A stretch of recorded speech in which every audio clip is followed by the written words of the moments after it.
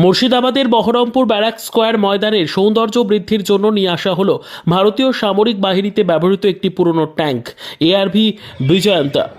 এখন থেকে barrack square মাঠে চারিদিকে 4টি কামানের সঙ্গে মাঠের শোভা বর্ধন করবে এই ট্যাঙ্ক।